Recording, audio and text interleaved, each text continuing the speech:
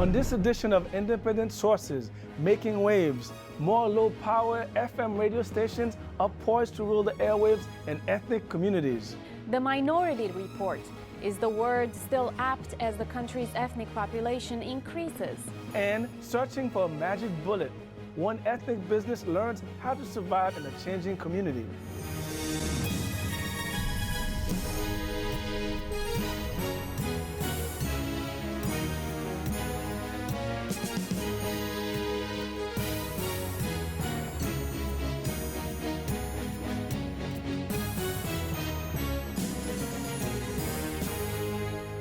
Welcome to Independent Sources. I'm Gary Pierre-Pierre. And I'm Vianora Vinca.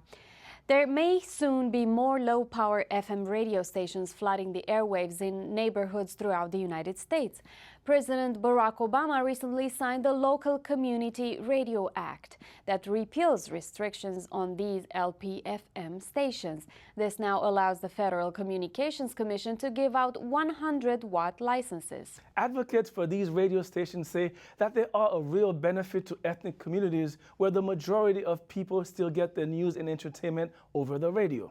However, there is the dark side of that, pirated radio. Stephen Renderos from the Center for Media Justice joined me in studio to discuss the struggle to get more LP-FM stations on the air. Stephen, what's a low-power FM station and why is it important for ethnic communities to have them? I know that low-power FM can seem a little deceiving in terms of its terminology, but essentially it's just a community radio station. The only difference between a low-power FM station and a regular radio station is that the transmitter it utilizes only operates at 100 watts, which means that it has a limited scope in terms of its reach. It's anywhere between 3 to 10 miles depending on the topography and geography of the area where the transmitter is located. So essentially it's just a community radio station.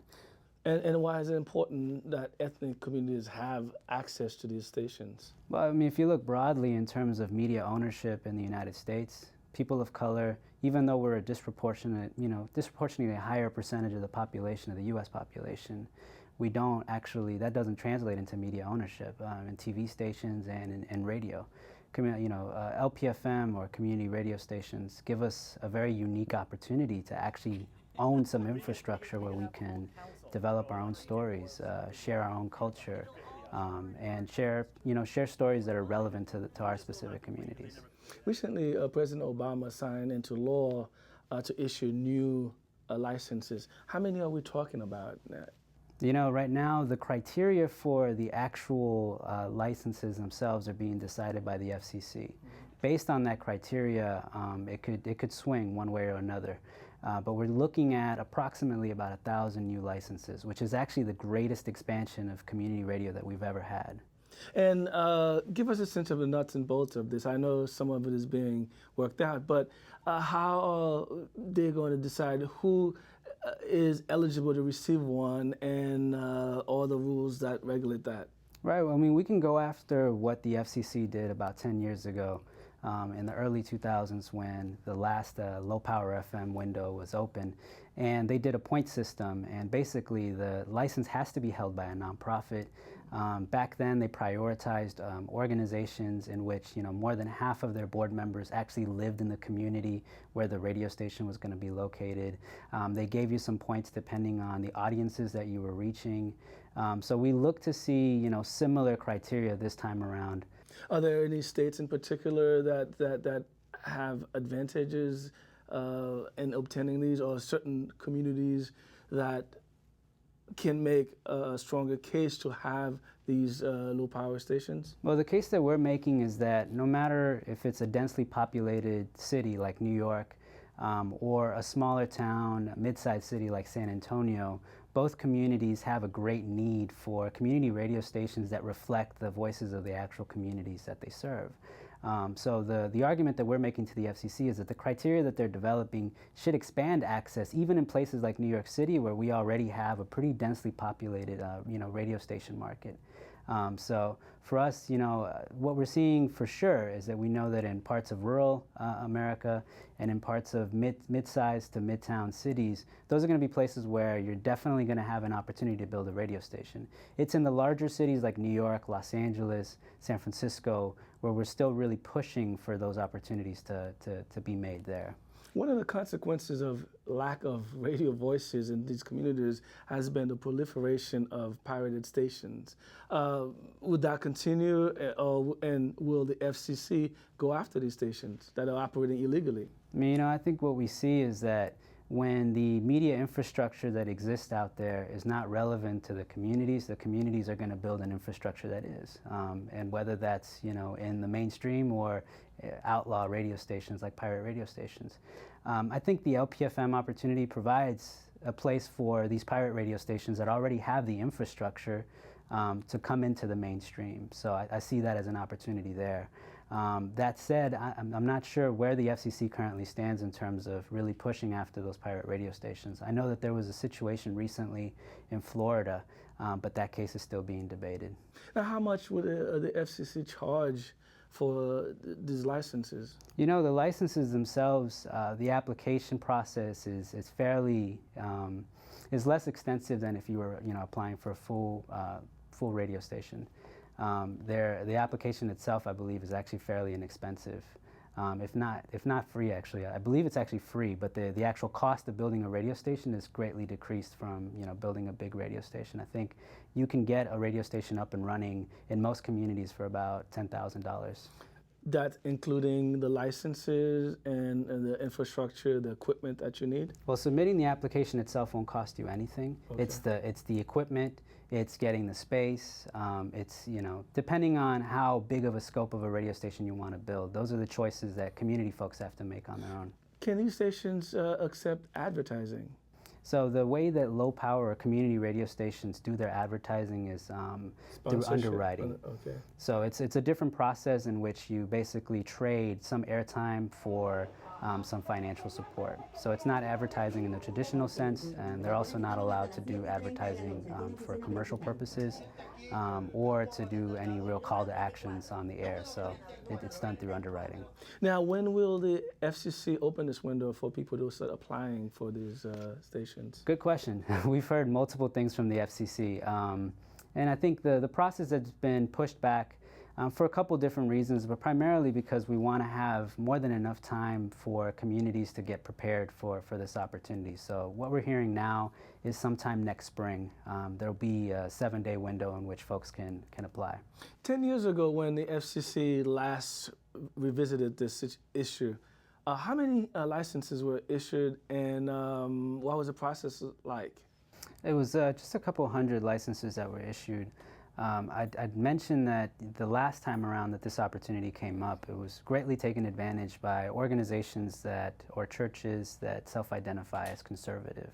So one of the evaluations from that process was the real need to really inject some additional voices from the other side of the spectrum. Okay. So that was a lesson learned from that particular window, and it had more to do with just the ability to organize and prepare an application. And I think the process that we've engaged in up until now is really about opening up the process and making it simple enough that community-based organizations that are working on issues of affordable housing or criminal justice or any number of issues on the justice side of things has the opportunity to really take advantage of this. Has the FCC been quite reluctant on issuing these licenses, or what's the process been like? It's been difficult. I mean, there's a lot of technical issues that needed to be worked out. And one of the primary issues that needed to be worked out is how far from the dial can radio stations be located. The FCC kind of caved into a lot of the interests from larger corporations, representing commercial radio stations, as well as even larger public broadcasting stations that said, don't inject more radio stations on the dial because it's going to interfere with our signal. We were engaged with our partners at groups like Prometheus Radio and doing research that really highlighted how there was going to be no real impact if you smack stations 2 or 3 turns on the dial away from each other. Now, with technology, now you have digital radio. Does that argument sort of like loses weight a little bit that you can have stations digitally with no interference. Right. I mean, I think at the end of the day, radio is still such an accessible form of communications. I think the statistic out there is about 97% of people listen to the radio at least once a week. And if you think about communities of color who have an issue around the digital divide and who may not necessarily be online right now, radio is still very relevant and very much accessible, and so, which is why fighting for that space on the dial is really critical. That said, I think with community radio stations, learning how to incorporate new technology now on the front end is super critical in terms of maintaining your relevancy in the future. And how many you predict that, well, it's New York City is scheduled to get? Oh man, New York City is going to be tough. And I'll be quite honest that New York City itself will probably, if everything goes well, we may be able to get one radio station that'll operate at a very small wattage, I think a 10-watt station, which would be, you know, a few blocks square radius. So New York City is going to be tough, but in places outside of New York City, you know, even just across the way around Newark and other parts of New Jersey, as well as in other parts of upstate New York, there's a real great opportunity. So New York City may not necessarily work out, but I think the fight is still expanding that opportunity in other places. All right, thank you very much. Stephen Renderos, thanks for being here. Thank you very much. When we come back, looking for a new word to replace minority. Before that, Abby Ishola has some other news. Thanks, Gary. Here's a look at some headlines from the ethnic media. From Downtown Express, legislation for an anti-hazing act within the military has been proposed on the heels of the suicide of Chinese-American soldier Danny Chen. Investigators say Private Chen shot and killed himself after weeks of being hazed by soldiers in his unit in Afghanistan. The Service Member Anti-Hazing Act, proposed by U.S. Representative Nidia Velazquez, calls for all branches of the U.S. military to combat hazing through several measures. The law would require hazing awareness training, a hotline for soldiers who've become victims, and data collected on hazing incidents. World Journal reports that a Chinatown store owner is facing jail time for selling harmful pesticides that sickened at least one person. Cheng Yang Wang was arrested last September after he was caught selling illegal pesticides. His store was one of several businesses in Chinatown that were raided by police for carrying the illegal poisons. More than 6,000 bags of the banned substances were confiscated. Wang faces up to 1 year in prison and a $25,000 fine. Other store owners also face paying fines and probation. African American caregivers are more likely to become burnt out from their work than caregivers of other races. The Amsterdam News reports that of the 65 million Americans who provide care for sick patients, disabled, or elderly, 41% are African American. According to the Visiting Nurse Center of New York, over half of Black caregivers say they feel overwhelmed while juggling care for an older person, a young person under the age of 18, or more than one older person at a time. From El Diario La Prensa, only a month to the elections in Mexico, and many are growing frustrated about the requirements. Despite the Federal Electoral Institute of Mexico's aggressive campaign to promote voting by Mexicans living abroad, voting cards outside Mexico haven't been issued. This will make it difficult for many to vote. According to IFE, 77% of nearly 60,000 Mexicans outside Mexico who registered to vote are in the U.S. The elections will take place on July 1st. And finally, one business owner in Queens is making the best of an unwanted pedestrian plaza in the area. Business owners in Jackson Heights have complained about a pedestrian plaza located in the heart of the busy shopping district. They say it attracts litter and homeless people and has caused traffic jams. But an Indian restaurant named Delhi Heights is applying for a permit to open a sidewalk cafe in which it will serve food on the plaza. That from DNAinfo.com. Those were just a few headlines from the ethnic media. Back to Gary and Vianora. Thanks, Abby.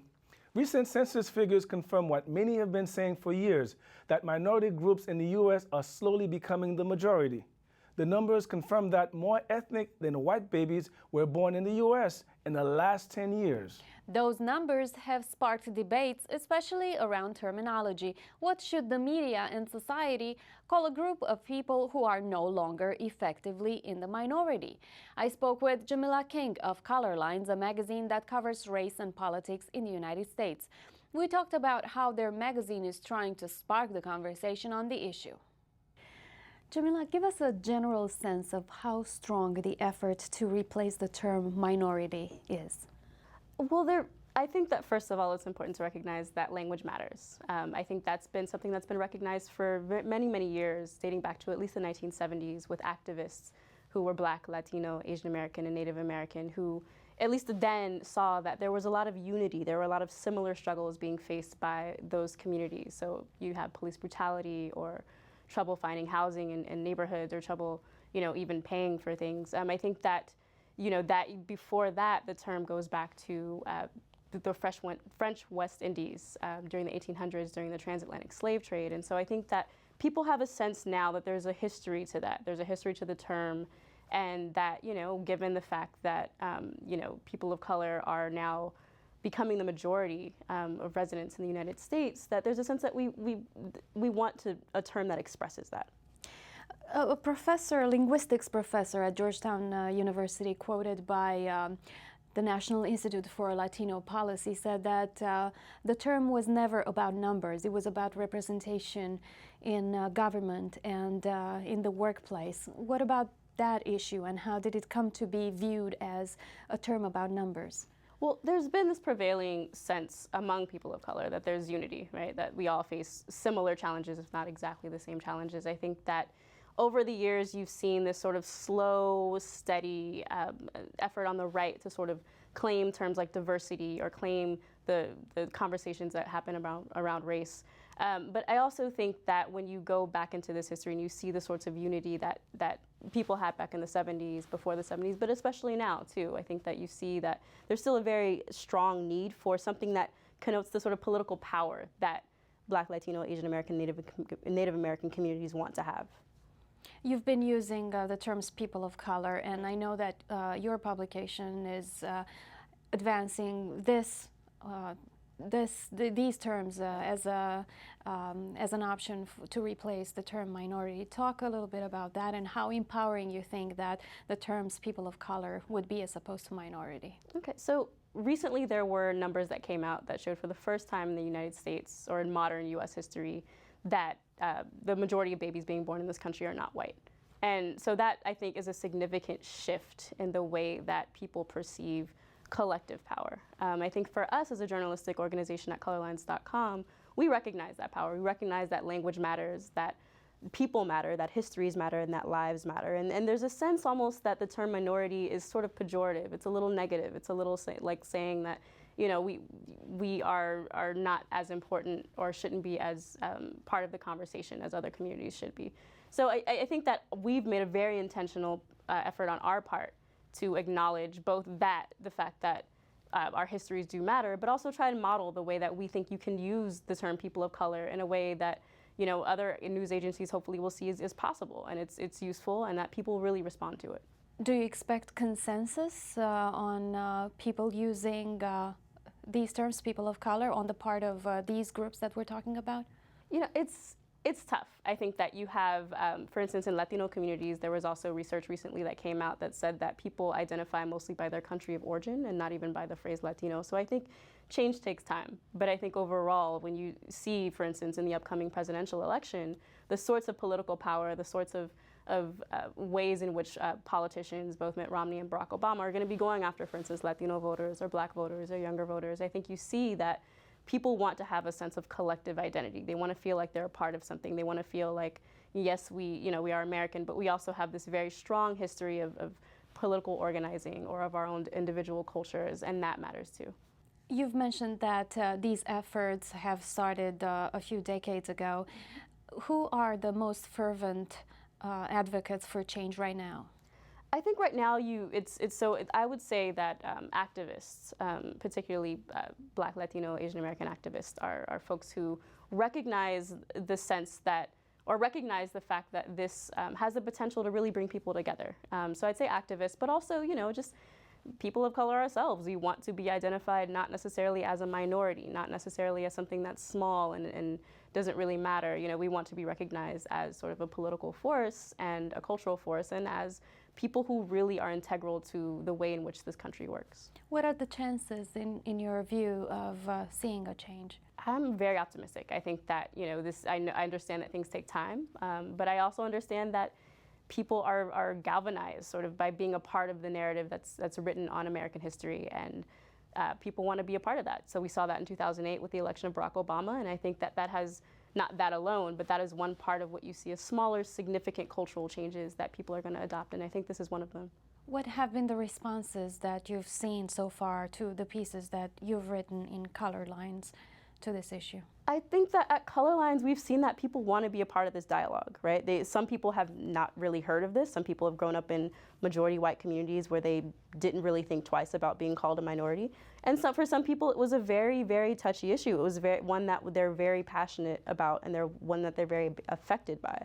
I think that more than anything, people want a seat at the table. And so I think that for us, because at Color Lines, we really do try and make it sort of a collective narrative, a collective conversation in which we invite people to the table to challenge us or to be in conversation with us. We've been fortunate to have very meaningful discussions with people about sort of why this term means so much to them, or we've had people question or want to know the history of it, want to know where it comes from, want to know what does it mean to have sort of a political significance in this country, and that's been very useful for us. Give us a few of the things that you're hearing about from people who want to keep the term. Mm-hmm. The term minority. Well, I think that you have a lot of people who say that factually, if you count the number of Black people in the United States, we are a numerical minority. And that's a very literal interpretation of something that I think needs to be looked at in a different way.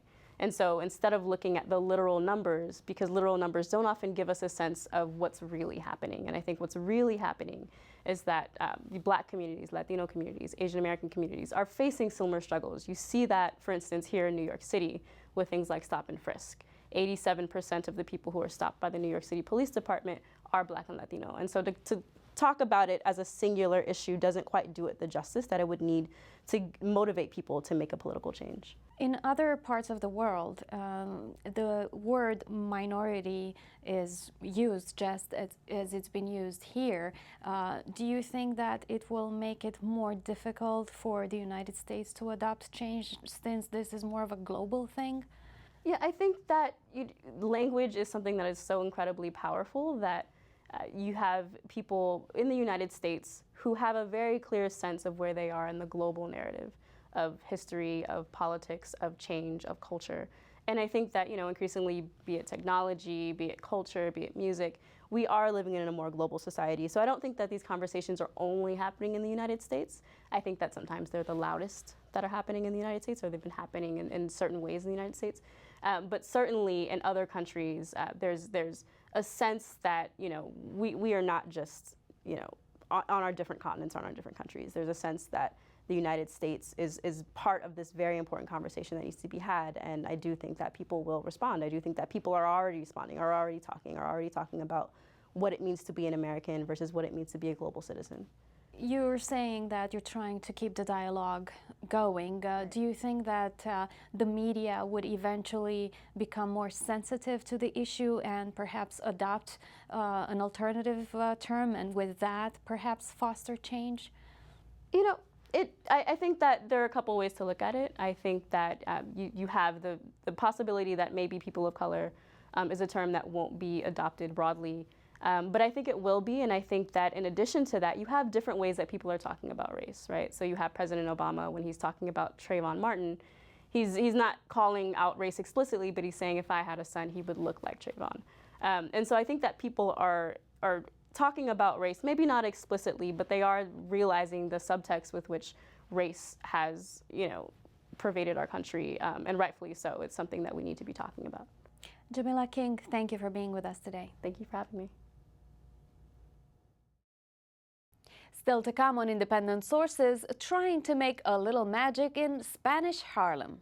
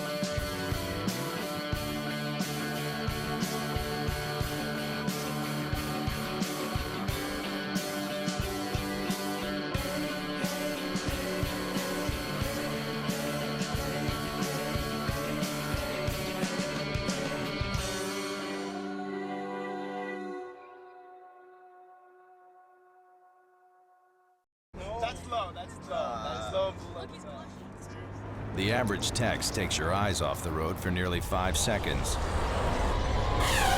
Stop the texts. Stop the wrecks. Visit us at stoptextstoprex.org. And finally from us tonight, many of the city's ethnic shopkeepers are trying to adapt to the changing face of their neighborhood. Gentrification has many questioning if they can survive the changing demographic in their communities. Judith Escalona filed this report in the Spanish Harlem botánica seeking to reinvent itself.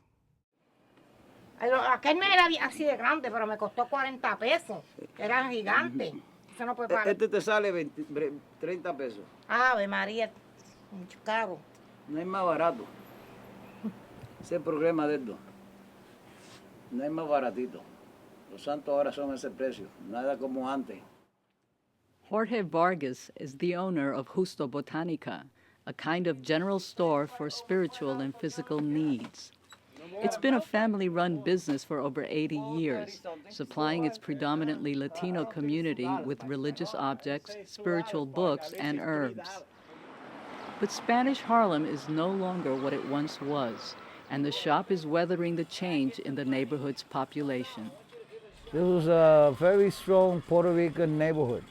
When I was growing up as a child, my mama used to take me to temples. They were all Puerto Ricans. Temples were white tables, and they had spiritual readings. They had all kinds of things there. That's what's in Spanish Harlem. That was a lot of that. With rising costs and declining revenues, Vargas, who also does spiritual counseling, is hoping to attract new customers, such as visiting tourists and students. I get a lot of Haitians, African. I get Jewish religion, Jewish people coming in. I get Germans from Germany. I get all kinds, Greek, Russians. They are practicing the religion, they are practicing the culture, and they are looking on hope, and they are buying things to succeed in this city. And they also look for their own old-fashioned remedies. Many of those remedies once came from Puerto Rico, but 9/11 put an end to those shipments of herbs and plants. They're coming in from Miami and Florida, but it's not the same. We used to bring all kinds of plants from the islands. I had so much business here with plants. I used to buy about 20, 30 boxes of 200 pounds a box and of plants here. People knew Justo. They all came for the plants. Though he's lost that revenue stream, Vargas is seeing an increase in visiting tourists and academics interested in Caribbean and African studies. Then there are the celebrities. Mark Anthony and Jennifer Lopez shop here. But is it enough? I hope my new people and my new community will sustain me and help me out on this. It is an old tradition, botánica. We've been too many years. We'd all serve. And I will have it into my power until God says that's it. I'm Judith Escalona, Independent Sources. That's our show this week. Thanks for staying tuned. Till next time, be independent-minded.